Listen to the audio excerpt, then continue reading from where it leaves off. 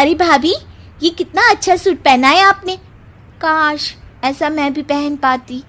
अरे क्यों नहीं रीना, वैसे भी तुम्हारा और मेरा नाप तो एक ही है, जब मन करे पहन लेना। भाभी, आपको आपके पापा ने कितने अच्छे कपड़े गहने दिए हैं। मैं उनकी इकलौती बेटी जो हूँ। बेटी तो मैं भी इकलौती हूँ, लेकिन क्या करे, पापा है नहीं, पता नहीं कैसे होगी मेरी शादी। अरे क्यों नहीं करेगा भाई तेरी शादी धूमधाम से, आखिर जिम्मेदारी है तो उसकी।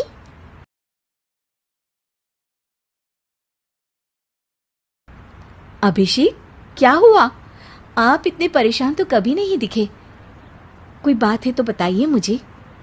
अरे शिवानी, वैसे तो शादी का सारा इंतजाम हो गया है, लेकिन गहनों का रेट तो आसमान छू रहा है। कैसे क्या करूं, कुछ समझ में ही नहीं आ रहा।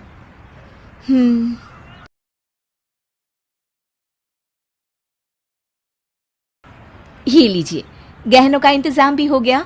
अरे नहीं नहीं शिवानी, मैं ये गहने किसी हालत में भी नहीं ले सकता।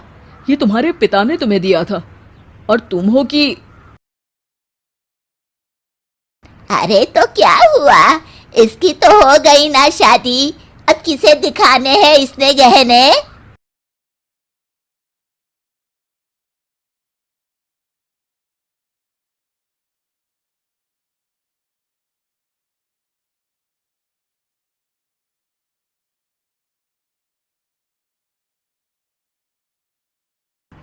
मैं सोच रही हूँ नौकरी करनी शुरू कर दूँ। वैसे भी पढ़ी लिखी हूँ, आपकी थोड़ी मदद भी हो जाएगी। वैसे शिवानी, कुछ दिन कर लो तो अच्छा ही होगा, क्योंकि ज़रूरत भी है।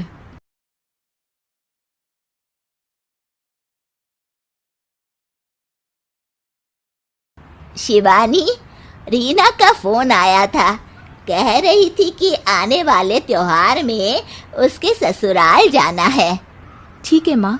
अरे ठीक तो है, लेकिन एक काम कर लेना, उसके सास ससुर से लेकर पूरे खानदान के कपड़े मिठाइयाँ सब ले आना, और हो सके तो रीना के लिए छोटे से कान में पहनने के बूंदे भी। और क्या है ना, शादी में उसे सारी बड़ी बड़ी कान की ज्वेलरी दी थी, घर में पहनने के लिए तो उसके पास कुछ भी नहीं है। ठीक है, लेकिन फल थोड़े और अच्छी क्वालिटी के होने चाहिए थे। शिवानी, रीना का फोन आया था, बहुत रो रही थी। क्यों माँ, क्या हुआ? सब ठीक तो है ना उसके ससुराल में? अरे तूने तो उसकी नाक ही कटवा दी। अब मैंने क्या कर दिया माँ? कह रही थी कि बड़े घर की बहू है भाभी, जो कपड़े दिए वो ब्रांडेड भी नहीं थे। तू तो जानती है ना उन लोगों का पहनावा कितना अच्छा है। तू तो मेरी बेटी का भला कभी सोचती नहीं। हाय भगवान, अरे बड़े घर की बहू है, इसी बात की जलन है ना तुझे, लेकिन याद रख, मेरी बेटी का सोचने के लिए भगवान है, तुम लोग कभी उसका बुरा नहीं कर पाओगे।